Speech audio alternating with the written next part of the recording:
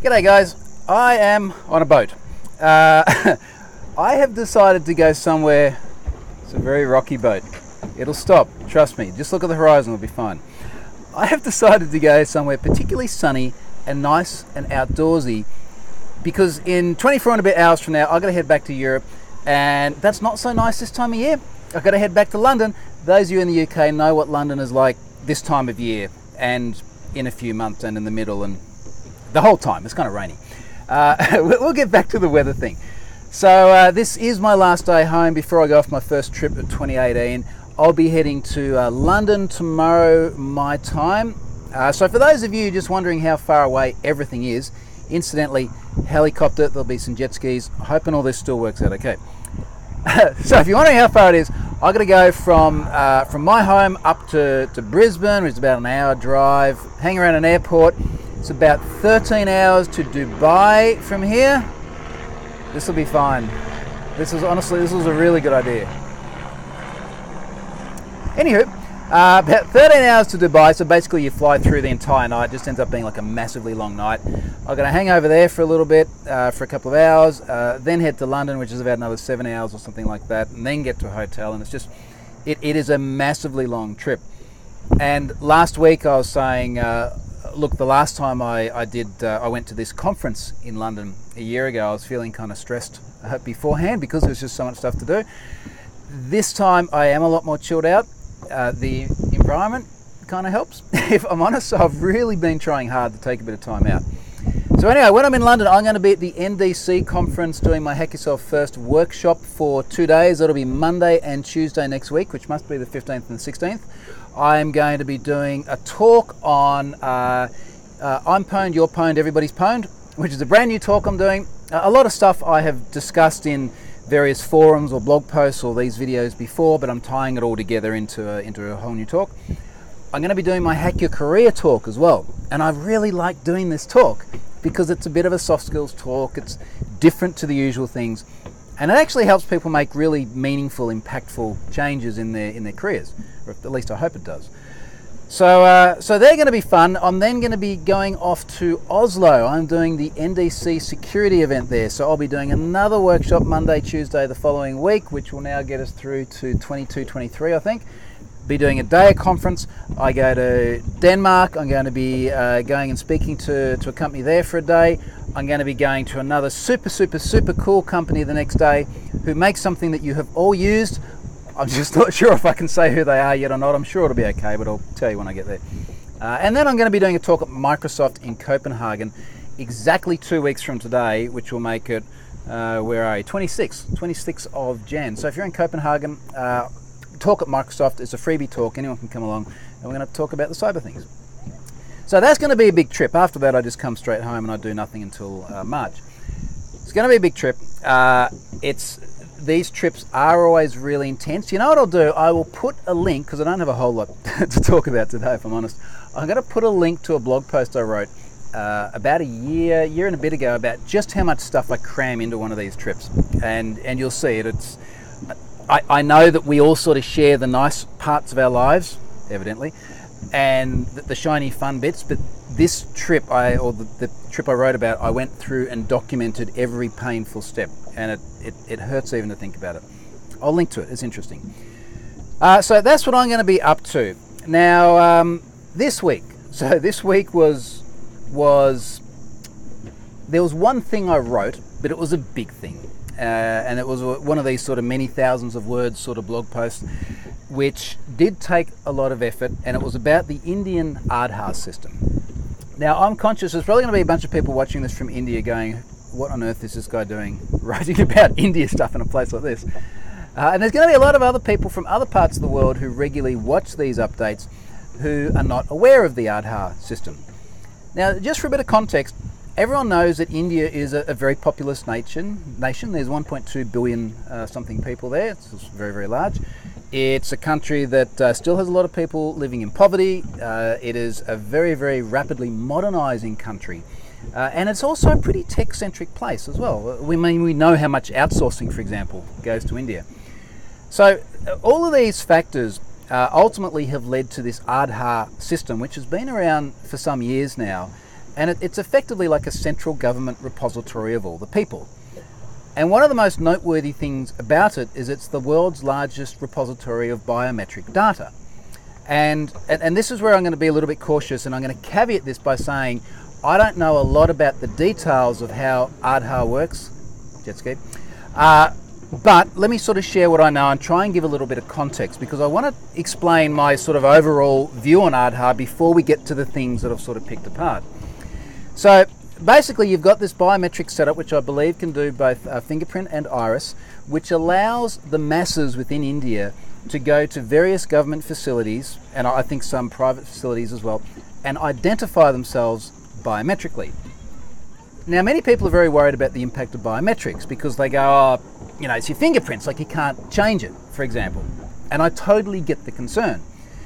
I think the thing that we've got to remember, particularly with a place like India, is when you do have, just making sure I don't drift into a beach or anything, when we do have a place that's got a lot of poverty, there's going to be a lot of poor record keeping. You're going to have a heap of people that don't have any information systems. As a means of identification, I can understand why biometrics would have been chosen. That's not to say that it was definitely the right thing to do, and it's not to say it won't have any flaws, but I'm trying to see every side of the debate here. Because one of the things I've discovered in researching this is that there is a huge amount of contention of people that are very, very much on the side of Aadhaar is awesome, it solves all our problems, it's exactly the right thing to do. And there are other people that are very, very much on the extreme of massive privacy violation, big stash of data, this should never happen. And I think we've got to retain a bit of context as to why this system does exist. So, you know, I want to sort of put that aside and just agree for a moment that there are good sides and there are bad sides, but it's there. It is there. It's not going anywhere. It is what it is. Now, this was in the news a lot, particularly about a week ago, because over the course of this Aadhaar program running, there have been various incidents that have called the security posture into question. And one of the most recent incidents was a case where a journalist discovered someone selling access to data for about $10 a pop. Now, this is very concerning because there is a lot of personal data in there. And inevitably, it got a huge amount of press. The journalist also got some very nasty legal action or police action as a result. I still don't understand exactly what the basis of it was for just writing a story. It has created obviously quite a divide in India, and I suspect most people don't even think about it because they're worried about things like getting out of poverty and actually improving their lives. And it's probably mostly people that are a bit more tech-centric or privacy conscious that do worry about it. But there are many things that they are right to worry about. So it's been in the news for all that. And of course, the government has then said, well, we need to vehemently deny that there are any security incidents. And I've not been to India, and I want to put that caveat out there. I've been to a lot of other places, not to India. I have worked with a lot of folks from India though, and one of the things that I think we need to keep in mind is that culturally it is very different to somewhere like Australia, the UK, the US. In one of those places, if we had the government do what's been happening in India, where they're throwing the book at a journo, or they're coming out and saying everything is fine, nothing to see here, there'd be an uprising of people, everyone would get very pissed off, and a lot of politicians would sort of pull their heads in and try and behave a little bit better. Even then, they don't always do a good job of that. But culturally, there is a different tolerance to authority and to hierarchy.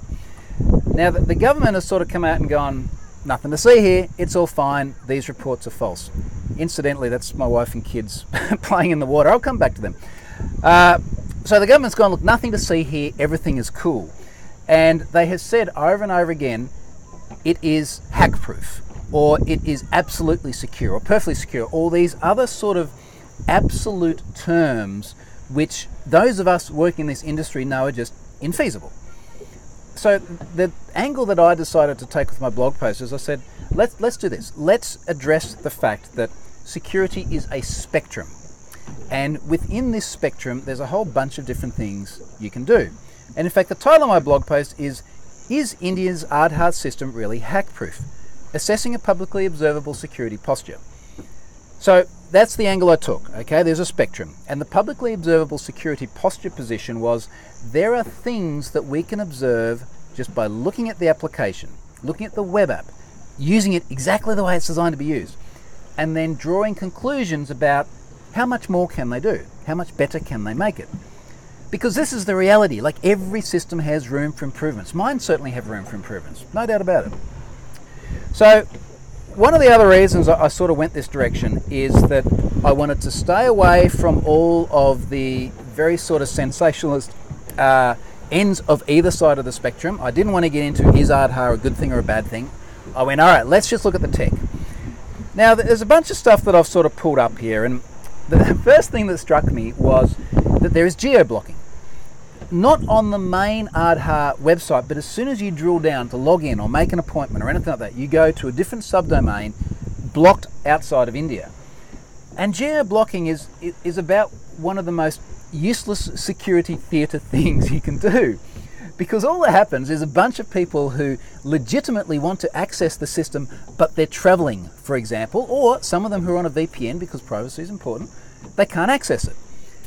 Then anyone who actually wants to access it from outside India can get in anyway. And it took me all of less than about 10 minutes to do a Google search for India Open Proxy, get a proxy which was open, and then just connect via an IP address in India. Job done, we're in, put that aside.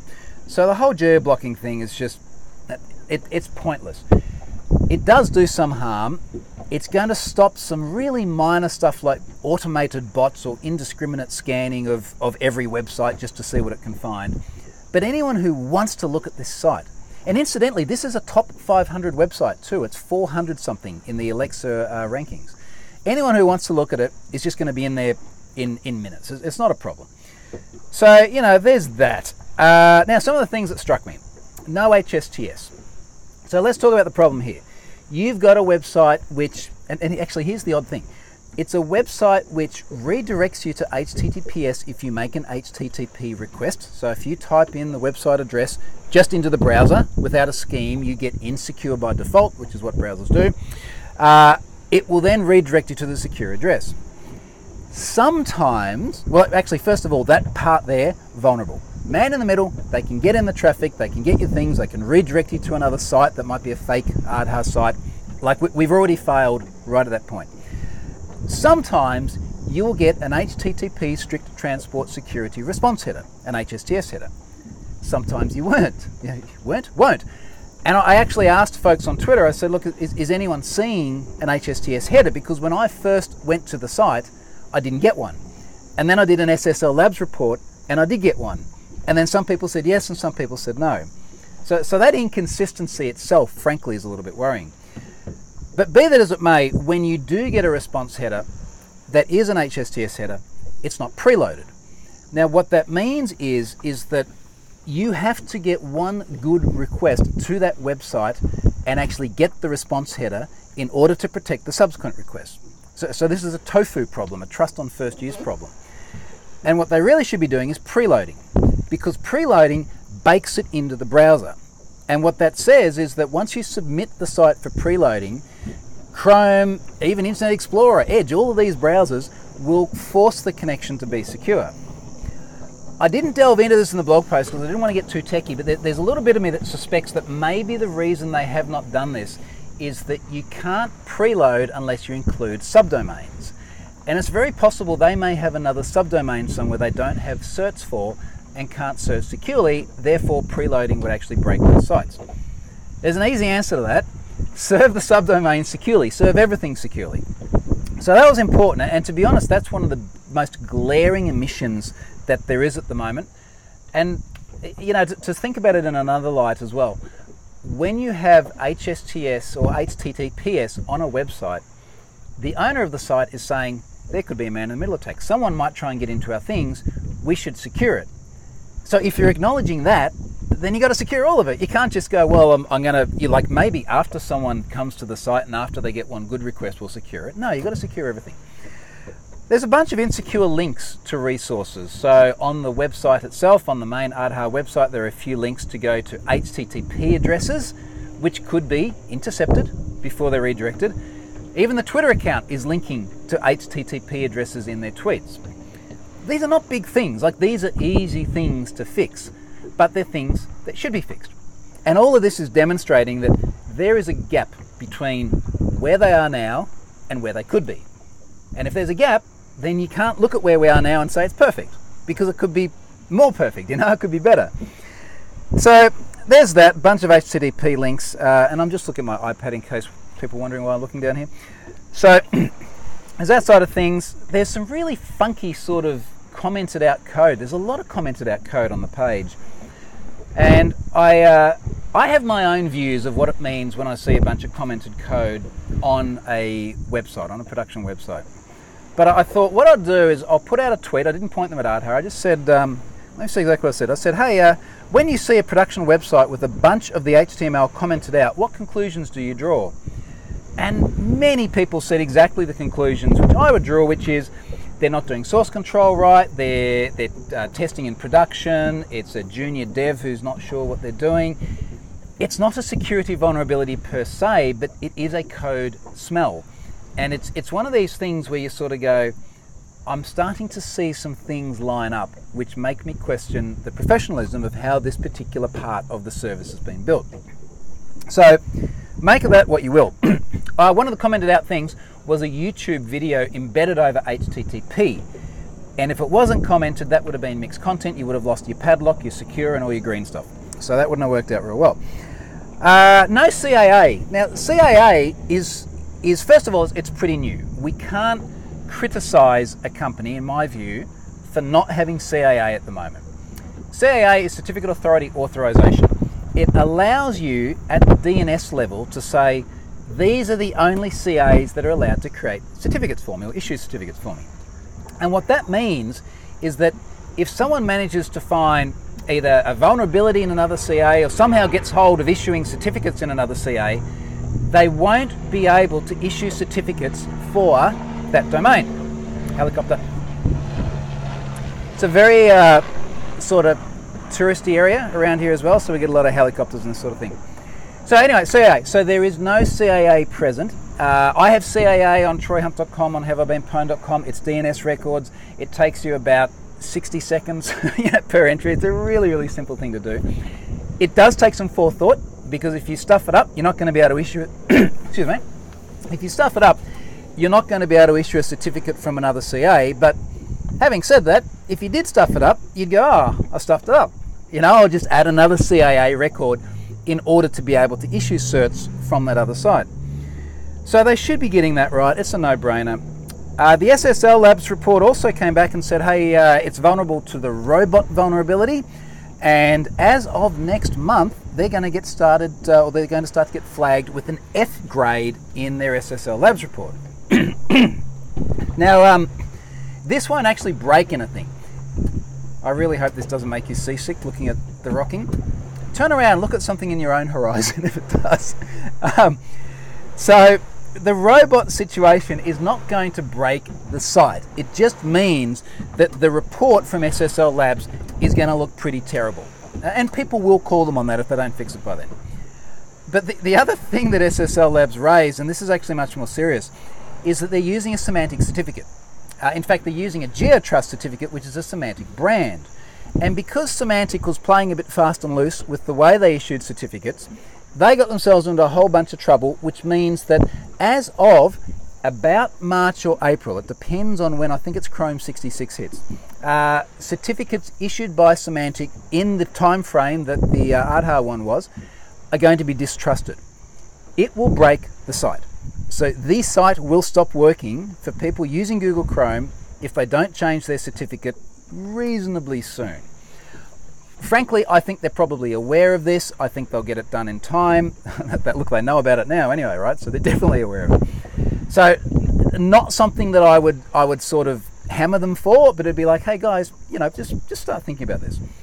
They don't have a content security policy. You should have a CSP. A CSP, even if it's a very basic one, there's a heap of awesome stuff. So for example, a CSP can upgrade in secure request, which means if they uncommented that YouTube video and it actually did attempt to get loaded over HTTP, the request would get upgraded to HTTPS and you wouldn't lose your padlock and all your other things. Plus, it actually does a heap of stuff to prevent against XSS attacks and things like that. In their defense, I think a CSP would probably be a rather complex thing to build for what is a fairly large site as well. Having said that, It's important, you should do it. You can start with report only and see if you've got your policy right, and then you can lock it down. Go to reporturi.com in order to set your CSP. This is our project. So there's that. Look, a few miscellaneous things. It's got W3C compatibility or compliance logos over the place, which is really, it's really partying like it's 1999. You know, I asked again on Twitter, I said, what do you think of when you see W3C logos on a web page in this day and age, without saying it was an Aadhaar thing? And people are responding. They go, 1990. Someone else has screen capped Internet Explorer and Netscape 3 logos. Someone else hasn't been updated since 1998. Someone else, this hasn't been updated in a while. You know, and again, it's this sort of feeling that it has gone a bit unloved. And I don't think that's what it is, because there are many, many eyes on the Aadhaar website now. But it dates it. It seriously dates it. And it just makes you go, are they up to speed, you know? So that was one, but also just next to that logo was a copyright, or the W3C logo is copyright 2016. And you kind of go, hang on, that was 2 years ago now. You know, why is that happening? One of the other pages is a copyright of 2010. A little bit further down the post, I talk about other copyrights. I think there's one that's sort of somewhere in between that, and then it says it will last updated in a year after that. And it's just, you just kind of feel like it's not up to modern day, evidently though by the dates. Then blocking paste as well. I've spoken many times before how blocking paste is a bad idea. National Cybersecurity Centre in the UK tweeted only last week about how you shouldn't block paste, and they linked to a very good article of theirs which references a very good article of mine on why you shouldn't block paste. Don't block paste, folks. So they shouldn't really do that. And you know, look, I sort of wrapped it all up with a summary and said, ultimately there is nothing here which to me is a smoking gun which says it's terrible. And look, I think that there are probably people who wanted that. I know there are people who wanted that. But look, I'm not going to give you that because I don't think that's the case. I don't think Aadhaar is a terrible security proposition. I do think the statement by the government that it's hack-proof and absolutely secure, and any other sort of complete, immutable sort of statement of perfection is wrong. And they should stop saying that. And I know that it is a harder message to sell, that we've done our best and it's as secure as we think it is, but you can't say something which is just clearly, blatantly false and is so easily demonstrated as being so. So, you know, I put that out less than 24 hours ago, where we're about 2 o'clock in the afternoon here. I put it out, I think, about 4 or 5 yesterday, my time. And I had a lot of feedback from it. A lot of people were very, very happy to see it. It's had tens of thousands of views already, which is, you know, it's great. It's got eyeballs on it. A few people said, oh, you got to look out now. They're going to come after you. You know, like they'll do to me what they did to the journalist. They're not going to do that. And there's a couple of reasons why. Number one is that, first of all, I was really conscious when I wrote this blog post to only talk about easily observable things. There is nothing in here that you can't go and see yourself by using the site as was designed in the browser. So that, you know, number one, there'd be no basis other than we got a bit pissed off at you. Number two, if that did happen, I think they're probably aware it would get a lot of attention. You know, and I kind of made the point in the end of the blog post that throwing the book at this journalist is very Streisand effect. It draws attention to something that really they did not want to talk about. And the thing that I'm always conscious about, not just with this Aadhaar stuff, but everything I write, particularly if I'm taking a shot at a company, I make very, very sure that everything I write I can stand behind. And if ever anyone did respond in a way that was unacceptable, they would get a lot of press. So they're not going to do that. It's not going to happen. And if they did, it's just going to make it even worse for them. So having said that, I really hope that some folks from Aadhaar, Indian government, whoever it may be, has a read through this and goes, yeah, you know what, there's some stuff we can do better. And they say, hey, this might be an opportunity to use CAA and actually get our preload on HSTS and all this sort of stuff. Because there's an opportunity to make what is ultimately a system that is there to stay and a very necessary system in the current climate, as an opportunity to make it a lot better. So, helicopter. So that was sort of the, still helicopter. That was kind of like the I guess the formal bit of what I've done this week. My sponsor this week is Gold Security. I've had Gold Security sponsoring me for for quite a long time now. I think it actually goes back to 2016, one of the first sponsors. And those guys are going to be around a heap more over the period of this year as well. So I'm very appreciative to Gold Security for their sponsorship. And you'll see them up in the sponsor bar, and I'll link to them in the post as well. So do check out what those guys do. Now, for those of you interested in where I am, I didn't want to touch the camera whilst it was all perfectly positioned, but I thought I'd show you where I am, just in case you're interested in what we do get up to here in Australia and in this part of Australia. So we're on an island here, so there's someone there with a very nice boat. There's an island called Wavebreak Island, and you can see here we've got a little rock wall behind us, some other folks out there. There, so the kids can wakeboard after we finish doing this. And then somewhere over there's a bunch of sunbakers and my family, and you can just see the city behind us. So this is our 6th largest city in the country. We've got about 600,000 people live on the Gold Coast, and it is a very holiday style location. So we absolutely love living in this spot, and it's so nice to be able to be here and then go off to the other side of the world like tomorrow and then come home again. And just to show you something which I know that the really geeky audience would really love, we got this boat just before Christmas because the Gold Coast is just the perfect spot for boating. I did mention it in a previous update. We got more canals than Venice and Amsterdam combined, and of course we got all these beaches and things. But check out this instrument panel. That is geek heaven. And it's not just that one, it's this one down here too. So there's all this really kind of cool stuff you can do with like ballast. So you can see there's like 4 ballast tanks, they all say 0%, and you can go through and actually increase the ballast on these tanks to fill them up with water for doing stuff like wakeboarding and wake surfing. And then there's a whole bunch of controls and stuff you can manage from there. So from like a total geek perspective, that is pretty awesome. And the best thing is as well, I can even bring my iPad and my laptop, and I have actually been taking the laptop out in the boat just doing some work while we chill out here. So I'm going to finish on this note in the sun, and then the next time you see me, I'll be freezing my ass off in a very cold location, but having an awesome time. And I really am looking forward to going to London and totally not stressed at all.